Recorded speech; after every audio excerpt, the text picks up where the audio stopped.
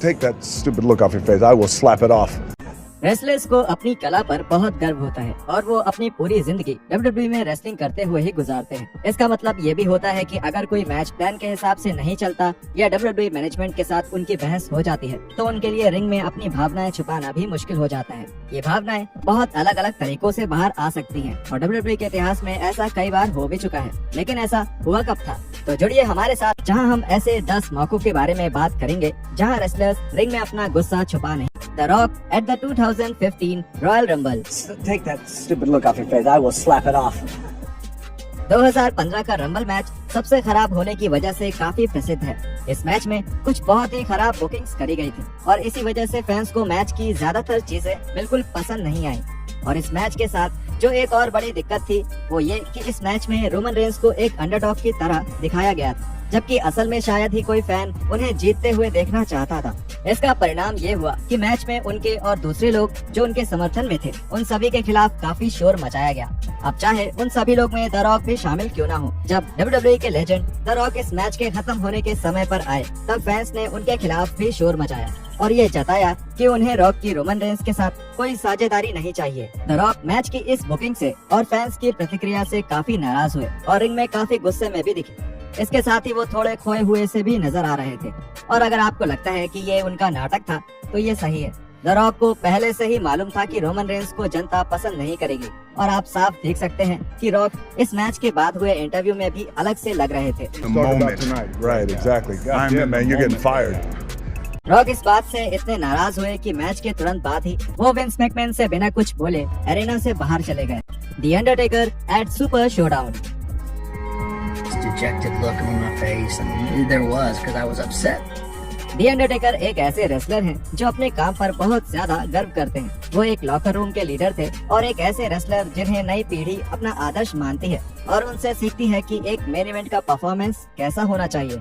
और WWE network के एक शो द लास्ट राइड की वजह से हम सभी को पता है कि दी अंडरटेकर के लिए युवा रेसलर्स और फैंस कितना मायने रखते हैं और इसीलिए वो हर बार अपना सबसे बेहतरीन परफॉर्मेंस देने के लिए तैयार रहते हैं। जब WWE ने ये घोषणा की 2019 के सुपर शोडाउन में दी अंडरटेकर का सामना गोल्डबर्ग से होगा तो फैंस को थोड़ी चिंता हुई क्योंकि गोल्डबर्ग को बड़े मैचेस के लिए नहीं जाना जाता था और 2019 तक आते आते अब दी अंडरटेकर को मैच के दौरान किसी न किसी की जरूरत पड़ने लगी थी और गोल्डबर्ग वो सहयोगी बिल्कुल नहीं हो सकते थे। वो मैच बिल्कुल बर्बाद था और बहुत सारे लोगों के हिसाब से तो कंपनी के इतिहास के सबसे बुरे मैचेस में से एक था। मैच में शुरू से ही चीजें खराब होती चली गयी जब गोल्डबर्ग का सर रिंग पोस्ट से टकरा गया और उन्हें एक कंकशन हो गया।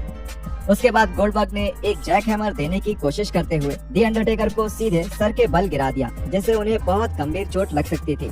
दी अंडरटेकर ने फिर गोल्डबर्ग को एक टूम्बस्टोन दिया जिससे गोल्डबर्ग के सर पर चोट लगी और फिर गोल्डबर्ग ने अपने तरीके से एक टूम्बस्टोन देने की कोशिश करी लेकिन अंडरटेकर को ठीक से ना उठा पाने की वजह से दोनों ही रेसलर्स बहुत अजीब तरीके से रिंग में गिर गए। इन सब के बाद दी अंडरटेकर ने एक चोक स्लैम के साथ ये मैच खत्म कर दिया।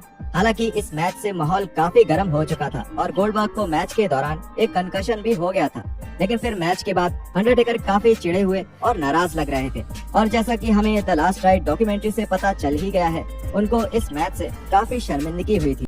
स्टेफनी मैकमैन 2013 में WWE में रोड्स परिवार और द अथॉरिटी का फ्यूड बहुत प्रसिद्ध था। इस फ्यूड का क्लाइमेक्स 2013 के बैटल ग्राउंड पे पर व्यू में एक बेहतरीन मैच से हुआ जिसमें गोल्डस्ट और कोडी रोड्स का सामना द शील्ड से हुआ। इस मैच से पहले उत्सुकता बढ़ाने के लिए WWE ने डस्टी रोड्स, कोडी और गोल्डस्ट के साथ स्टेफनी मैकमैन और ट्रिपल एच का एक प्रोमो बनाया लेकिन ये प्रोमो उस साल के सबसे बदनाम प्रोमोज में से एक रहा। डस्टी एक पुराने तौर तरीके वाले रेसलर थे जिसका मतलब था कि वो प्रोमो स्क्रिप्ट के हिसाब से तो नहीं करने वाले थे। इसलिए जब स्टेफनी ने प्रोमो के दौरान जब अपना एक्टर वाला चेहरा बनाया तो डस्टी को ये पसंद नहीं आया और उन्होंने स्टेफनी के चेहरे के सामने अपना हाथ रख दिया। Don't cross the line on me, let me tell you something.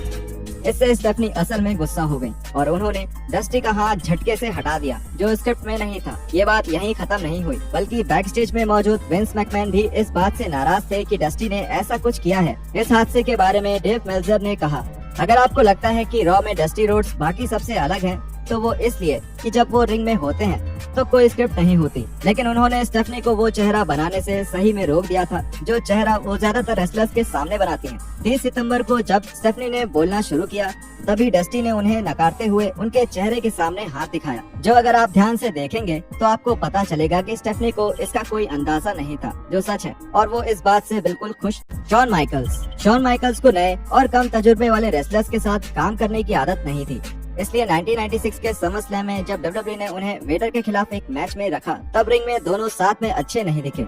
HBK Vader से परेशान हो गए थे, खासकर तब जब वेडर की वजह से उनकी एक टॉप रोप एल्बो मारने की कोशिश नाकामयाब हो गई, जिसके बाद HBK वेडर पर चिल्लाते हुए और उनके सर पर मारते हुए दिखे। ये गुस्सा और चिढ़ वहीं खत्म नहीं हुआ, क्योंकि उन्होंने अपने रुतबे का इस्तेमाल करते हुए वेडर को मिल रहा पुश भी खत्म करवा दिया, जिसकी वजह से वेडर कार्ड में नीचे गिरते चले गए और फिर कभी WWE के टॉप गाय नहीं बन पाए।